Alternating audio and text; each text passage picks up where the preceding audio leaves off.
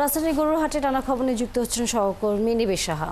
নিবিড়, আপনি কোন গরুর হাটে রয়েছেন এবং সেখানকার সর্বশেষ আইন শৃঙ্খলা থেকে শুরু করে ক্রেতা বিক্রেতাদের কোনো ধরনের বক্তব্য আপনার কাছে আছে কিনা এবং পশু বেচা কেনা আসলে শুরু হয়েছে কিনা হাটে?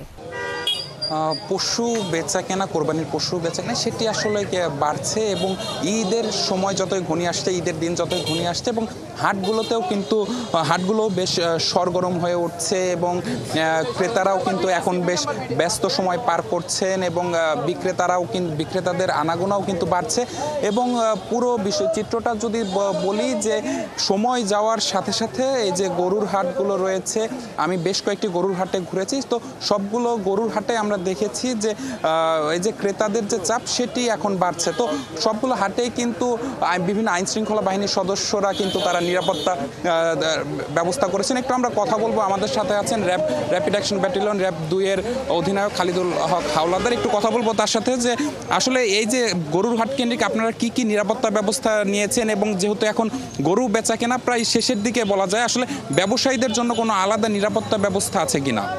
হ্যাঁ, আমরা গরুর হাট কেন্দ্রিক র্যাপিড অ্যাকশন ব্যাটালিয়ন গরুর হাট কেন্দ্রিক ব্যাপারীদের যেন তারা জাল টাকার প্রতারণার চক্রের শিকার না হয়, এজন্য আমাদের কন্ট্রোল রুম আমরা খুলেছি। কন্ট্রোল রুমে সার্বক্ষণিক জাল টাকা শনাক্তের মেশিন আমরা দিয়েছি। যে কোনো ব্যবসায়ী যে কোনো সময় এখানে এসে জাল টাকা শনাক্তের জন্য আমাদের কাছ থেকে পরীক্ষা করে সার্ভিস বা সেবা নিতে পারবেন। দ্বিতীয়ত, আমরা পুরো গরুর হাট কেন্দ্রিক 3 স্তরের নিরাপত্তা রেখেছি।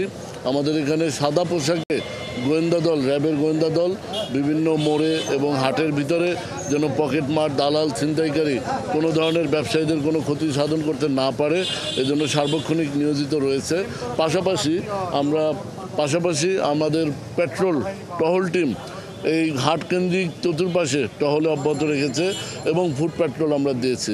অর্থাৎ আমরা চাচ্ছি গরুর হাটে আগত যেসব পবিত্র ঈদুল আজহা উপলক্ষে যারা কোরবানির নিয়তে গরু কিনতে আসবেন তারা যেন নির্বিঘ্নে গরু কিনতে পারেন এবং ব্যাপারীরা এই গরু বিক্রি করে নির্বিঘ্নে যেন তাদের সঞ্চিত লাভের অর্থ তারা যেন নিজ বাসায় নিয়ে ফেরত দিতে পারেন, এই জন্য আমাদের সার্বিক ব্যবস্থা আমরা রেখেছি।